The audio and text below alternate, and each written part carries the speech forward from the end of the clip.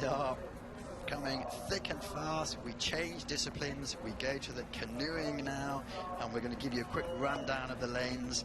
Mark Aldershaw from Canada, he struggled yesterday in the very difficult conditions, came in 5th in the 1,000. He's actually testing his speed today. He'll be going in lane number 1. Second from Iran, it's Adel Mojalal Imogadad Foumani. He had 18 letters in his name there, so it's a bit of a mouthful, but let's give the guy credit. Then we have Andrei Ganin from Russia. He came actually 5th in Duisburg last week. Andrei Canoe, he's a bit of a surprise. He came from nowhere to win in Poznan 2 weeks ago, and he was actually 8th down the line in Duisburg. And then we have the star of the sport, 3 times ex-world champion Valentin Demyanenko from Azerbaijan. He actually wasn't competing last week, so it's going to be interesting to see how he compares against his compatriot.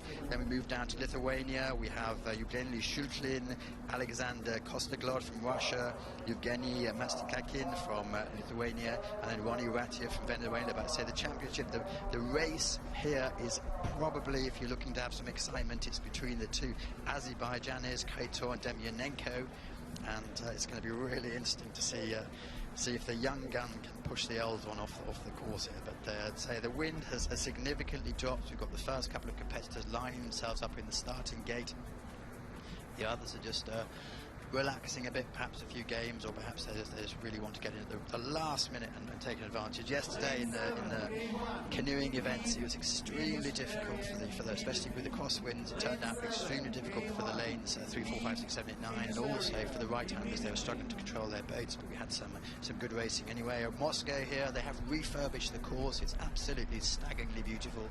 It is, I say, it's the course that they used for the 1980 Olympic Winter Games, Summer Games, of course, but done lots of refurbishments in the last couple of years or so. A new tyre, a new tower rather, finishing line. They actually moved the finishing line about 50 metres to the right, by the way, and also there's a new reserve lane. But it is, speaking to some of the competitors in the last 24 hours, they're absolutely delighted with the wonderful facilities here. The Russian, obviously, very hospitable nation, and we had a bit of a do last night, which was typical, normal, lovely standards. Everything is going well. They're on the start line, and they're off first time away. Say, look out for Kretor lane 4, Demyanenko lane 5.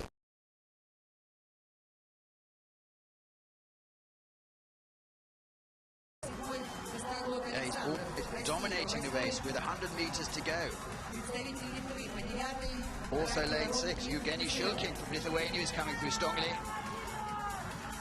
All in the line, but these two very much ahead of the others.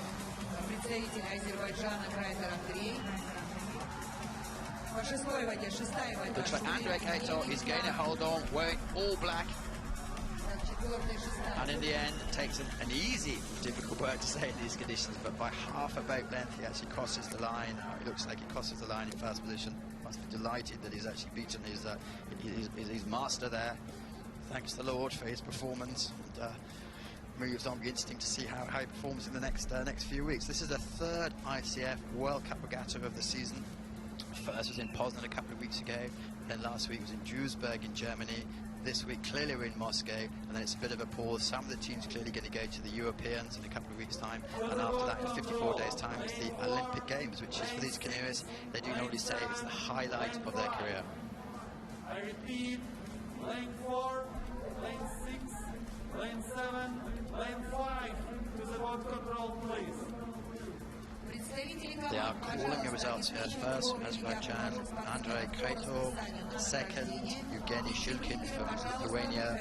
And third, Alexander Kostoglod from Russia. So again, Russia, they are continuing where they left off yesterday and really putting out a fast performance. If you're wondering, by the way, where are some of the stars of this sport? Well, we do have 24 nations competing, but several are not for different reasons. For example, Belarus, they've got their home trials this weekend.